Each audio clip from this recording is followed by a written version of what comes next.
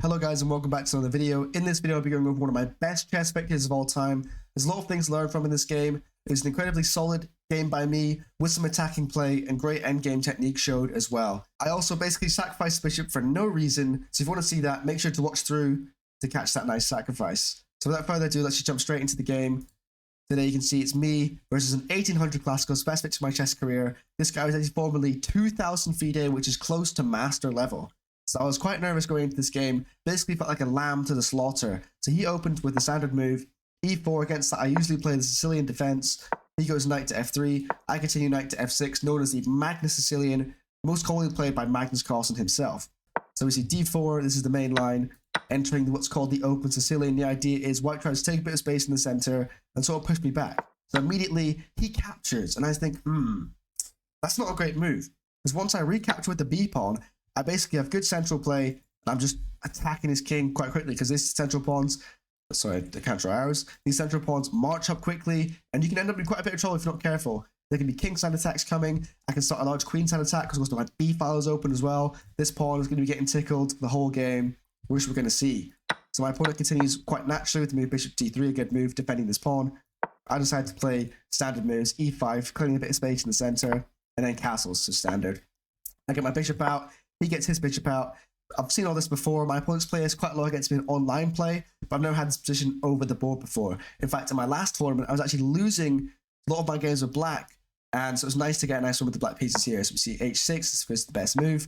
The bishop goes back, and I decided to castle here, which is a little bit of an inaccuracy, but we might get to that later. So queen to f3 now puts a bit of pressure on my knight, but as you can see from the eval bar, the engine doesn't like it. Well, why does the engine not like this? It's because the queen doesn't belong on f3. The queen even normally belongs somewhere else, especially when this bishop is away from home, and this just leaves his queen side basically open to attack. I think I had a nice move here, d5. I didn't quite spot it. I went rook to b1. Again, a good solid choice, and he thought I blundered here. I think he thought after the exchanges, we see, I have these ugly doubled pawns, this ugly isolated pawn. What he didn't see is the fact that my queenside play is really annoying to deal with, and we're going to see that come to fruition in this game, in fact. So he immediately goes b3, just sort of wasting a tempo, making sure that pawn is not defended in the future. It's quite a solid Russian-style move, if you will, but in reality, these dark squares can be a bit of a problem.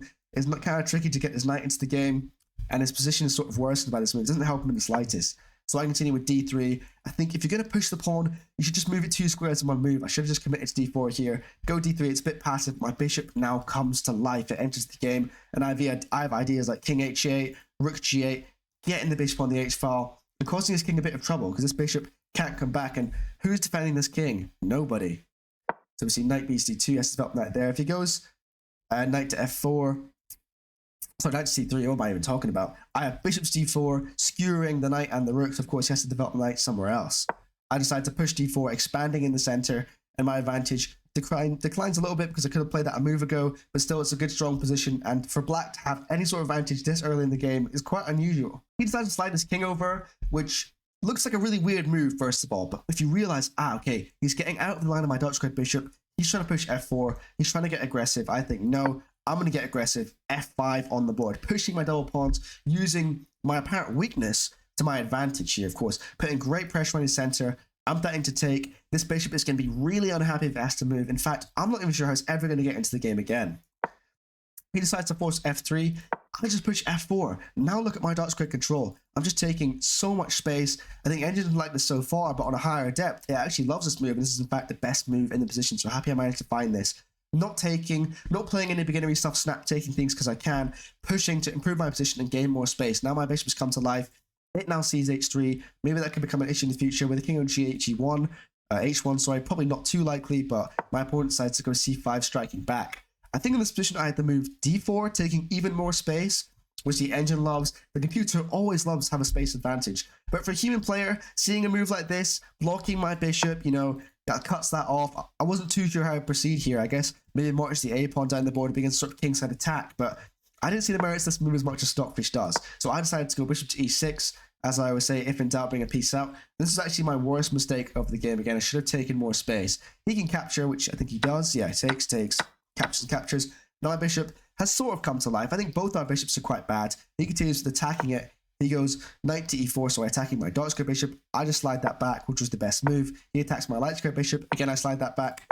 So now if he decides to place his knight on this really nice looking e4 square, I can probably just push him away with a move like f5, taking even more space and increasing my initiative in the position. So he decides to go rook to c1, which sort of struck me as a bit of an odd move, because maybe he's trying to infiltrate, but the knight is in the way currently. Not a huge issue, but we're going to see that this rook placement was a bit dubious in the end. I decided to go h5. To be honest, I didn't really know what to do. I saw all my pieces. They all looked okay placed. I didn't want to rush and move f4. I didn't want to bring this rook into game and attack this bishop for no reason. I wanted to go h5, hopefully to start cooking on the king side, and maybe start some sort of attack. My opponent wastes no time trying to threaten my queen side again. Isolated pawns all over the board. He decides to target my isolated pawn on a7. It's isolated because it has no pawns to defend it. I could push it up, but then it just makes it a target for the bishop.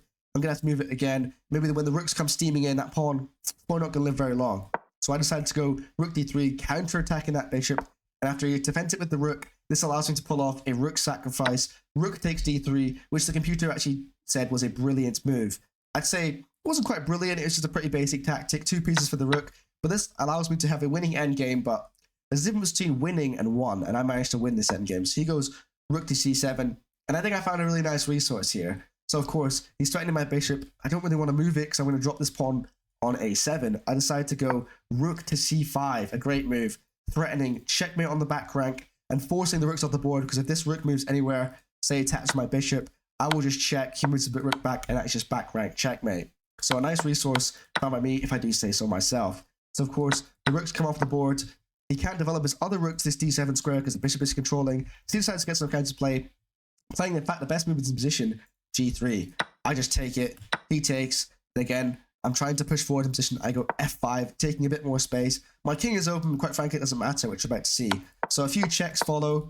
I defend in the most accurate possible way. I see that I have bishop f7 to block the check, and he can't really pin it, doesn't really do anything. He checks me again. I go bishop g6, so actually sets a nasty trap for my opponent.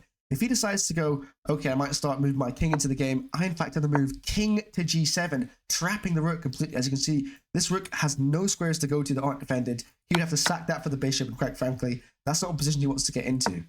So of course, he moves the rook back to h8, has to weasel his way out of there, and I'm just cooking still. I'm pushing in the center. e4, I'm going to create a pass pawn and get that marching down the board. He decides to counter-attack my bishop. I swiftly move it away.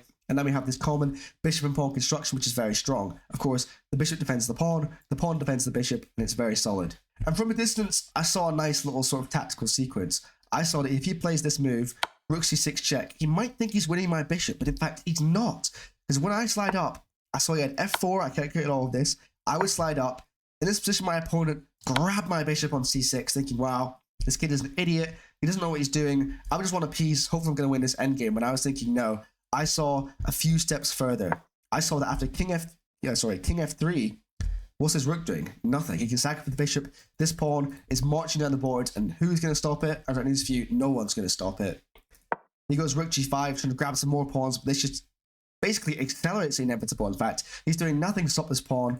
I march out of the board. I think then he realized his mistake, decided to capture, freeing himself up to go behind the pawn. I push again. He goes rook e5, attacking the pawns. Now it's sort of, what are you now? Maybe I can play a move like bishop to f2. Rook does the same thing as I did, but he can sacrifice the rook for the pawn and prolong the game quite a bit longer. Might be a bit tricky with these pawns coming down the boards, but I find it's a really nice move. I think my opponent agreed with me that it was sort of a grandmastery type move in a way, because I was looking at a chess lecture in Italy. There's a similar move to this that GMs like to play to defend their pawns. Bishop to e3. A very classy move, interposing defense, defending the pawn by getting the bishop in the way. And of course, this is going to the next move. He has to sacrifice the rook. He sacks the rook, and the rest of the game is a bit of formality. I queen, move my king in, and I believe in this position my opponent resigned the game, leading to me winning against my highest rated opponent ever. Of course, checkmate is basically threatened in 2 moves. He can push the pawn, but queen will check and then mate in the corner. So great game by me. If you enjoyed this video, don't hesitate to leave a comment. I like to read all the comments. Put a like on the video, that actually really helps me out. And hopefully I'll see you guys in the next one.